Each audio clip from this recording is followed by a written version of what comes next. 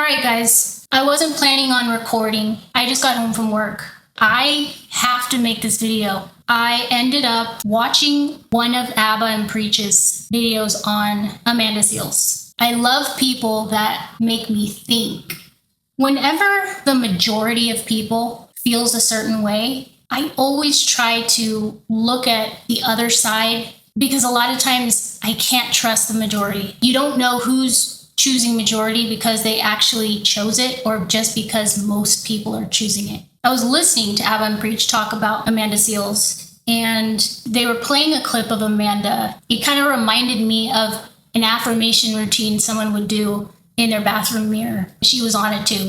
I am a genius. I'm a gifted performer. I am a gifted person. I am a creative genius. I'm generous. I am giving. I am kind. I'm funny. I'm delightful. These are not things that I need to wait for somebody to say about me. I know these things about myself. I think the part that was confusing me is that I don't think there's enough authenticity in this world. And a big part of what Amanda was saying was, I am authentic. This is me. This is who I am. When people can stand in their authenticity, especially Black women. I love that. I think she's half like me. I don't know for sure. Sorry if I'm wrong. What I was observing in myself when I was listening to part of the clip and I was watching her say with conviction, I am a genius. I am gifted. All the shit I would say in my bathroom mirror and just hope I could believe 50% of it one day. I am fucking Scolder and Mully. I'm a crusader. I'm the Green Beret. I believed Amanda.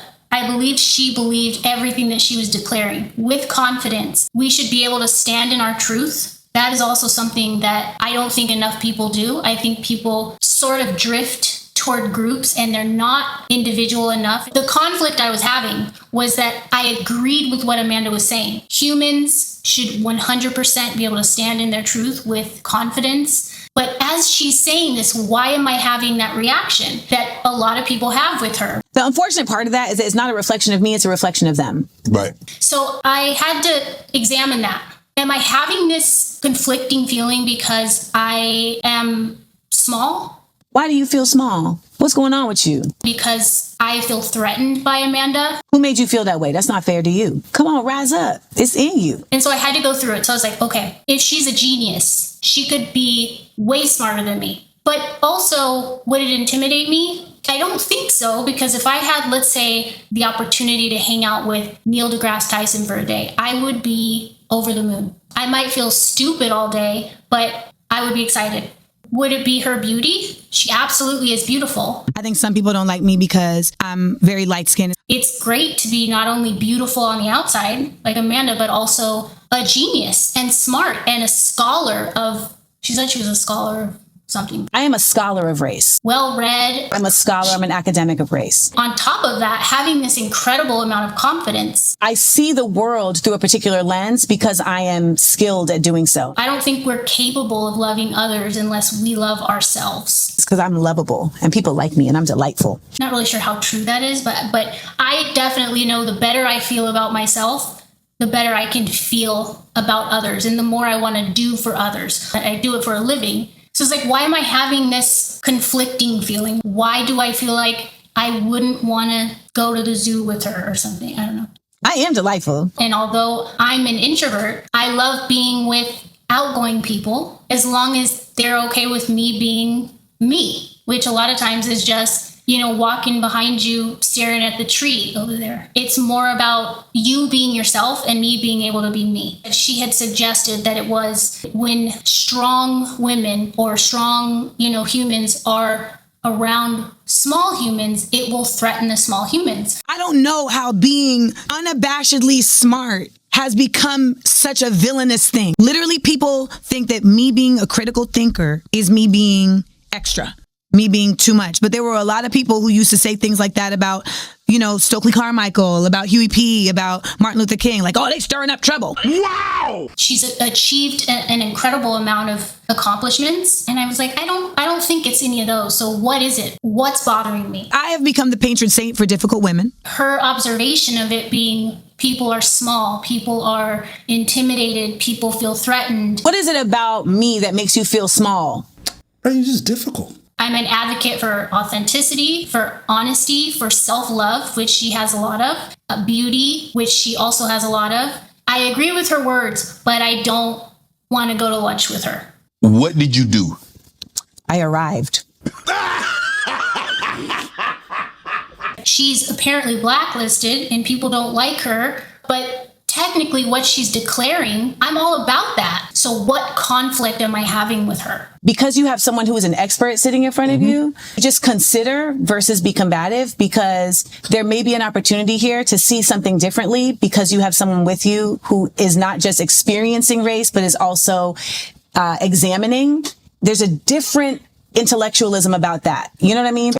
I feel like with a head like mine, I should have Amanda's level of knowledge. But If that's a source of ire for you, like I'm like mad. I could be full of horse shit right now, to be honest, but I think there are different components to intelligence. You could have a 160 IQ and also litter. And to me, that's part of intelligence. Like, don't be dumb, throw your trash away. A type of intelligence or a component of intelligence that doesn't really get talked about as much is relational awareness. I'm not a scientist or a psychologist, but I've always been intrigued with, I don't know why the fuck I'm even talking about this. Basically, the ability to understand what another human being is experiencing while you're communicating with them. Relational awareness, I think, is tricky. This is what was getting me caught up was authenticity asks, am I expressing myself honestly? She's being authentic. But I think relational awareness asks, what is my environment experiencing while I am expressing myself? What do you think you did to that young lady for her to feel that way towards you? I have no idea. Although I wholeheartedly agree with being authentic, I still think the component of being aware of your surroundings and how you're affecting that can still be adjusted without you abandoning your authenticity. So for instance, me being introverted, and although I may not want to smile and say hello, I'll do it because I have relational awareness. You know what? Yeah, you know what? Fine. Yeah. I owe you money. Yeah. I'm a nurse. Being in a hospital, there are times that I pray with families if they ask me to. That's low-key noble. I'm an atheist and I don't believe in what they believe. My relational awareness says, what is my goal? Is my goal to debate whatever belief my patient and their family has? Aren't we supposed to be God's children? Yeah. Or is the goal to connect or to provide comfort? Don't forget spiritually, because it's about what's under the skin. What are we trying to achieve in that moment? She mentioned a lot that people get on her for correcting others. Amanda is correcting me. My thought is, if I hear someone pronounce a word wrong, what tells me whether I should correct them or not? So I was that student. For instance, if I'm talking to someone who's about to go on a TED stage and give a speech and I noticed a word they pronounced was wrong, it would be necessary for me to say, hey, you're saying tomato, but it's actually tomato. My goal would be to correct that because I want this person to give a great speech. But if it's in a setting where my goal is to connect with the person rather than correct a word that is going to puncture the momentum of the conversation or the momentum of the connection, it's a level of intelligence that would say, this is not the environment to correct another person. The same with religion. When I'm with friends that believe in God, what is my goal? Is my goal to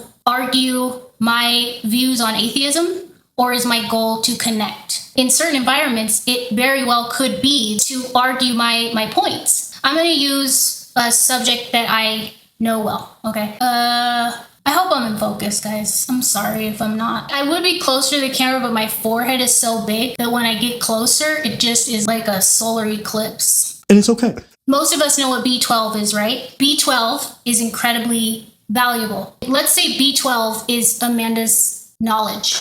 She has a ton of B12. Amanda wants to spread that knowledge and share that with others. The thing with B12 is that we could have a ton of B12 in our system, but B12 is something that can't be absorbed without something called intrinsic factor. It's a protein in our stomach. We're going to say this is intrinsic factor, because this kind of looks like a part of an intestine. So we'll say this is intrinsic factor. We cannot absorb B12 without intrinsic factor. Someone could say something to me and the tone determines whether I receive it or not, whether a wall goes up and I don't really hear them because I feel my identity was threatened before I had an opportunity to actually receive the information. The tone that I speak in doesn't make them feel a certain way. Because you speak in a mean tone. Here's Amanda's knowledge. Amanda's knowledge is walking along. That is part of my autism. And she wants to share this knowledge, right? With this person right here. Here's a person. Intrinsic factor in our belly is Amanda's relational awareness. I see shit. The gap is the delivery. And it's gonna stink. That's how you convey your messages. When it lands in my hand, it's gonna be shit. I think where people get stuck is how they transfer that information. I do not need to change my energy. See what I mean? You're not considerate. Some people need more intrinsic factor. I don't. Damn, we can't take you nowhere. No matter how much B12 we have, we cannot absorb it without relational awareness. There's probably about 5% of those situations where like, yeah, I owe you an apology. This was really an exploration of myself, not Amanda, but it gave me something to think about because I agreed with what she was saying. It's how you deliver it. And understanding human beings and how we receive things, I think is probably just as important as the information you're trying to share. I very rarely include my feelings. Me smiling and saying hello or laughing at a joke that I didn't really think it was that funny because I want to have a person keep their dignity. As an atheist, pray with a Muslim family or a LDS family at their dying loved one's bedside. I will absolutely pray with them. I think it's all about the goal. Take care of my patients and provide support. But if something needs to be spoken for and there is an underdog that needs to be protected, I can also do that. But it's knowing when. I went and got my master's because I know that we live in a world that loves to try and find ways to undermine Black people's minds. Are you trying to put me in these shackles? Yeah. Another part of intelligence is knowing where your knowledge stops and where you're interpreting other people's motives. I just don't ever feel comfortable with people forming opinions not based on truth. I think some people don't like me because I may reflect something that they desire. I think some people don't like me because I'm a woman with a very strong point of view and an opinion. You don't like me because I can talk proper or something. I think some people don't like me for the reasons that they don't like themselves. To be able to declare that other people are threatened or intimidated. Well, no, I'm just being honest. That would take a little more humility to understand that it's not knowledge. That part is not your knowledge. That's your interpretation. There is the truth. There is my truth. And a lot of times, baby, it's the same. Okay. Part of intelligence is being able to see the boundary between knowledge and your interpretation of other people. Yeah. So thank you for listening to my thoughts on Amanda. This one was tough because there's a lot she said that I do agree with. So I wanted to kind of examine why I was having that conflicting feeling, because I hate being on the side of the majority, but I unfortunately was with this one. So it took us a little bit, but you're here. I hope you guys have a good night. Thanks for letting me talk to you, and thanks for watching. Carry on. It took you a long time. Oh my God. 8 years.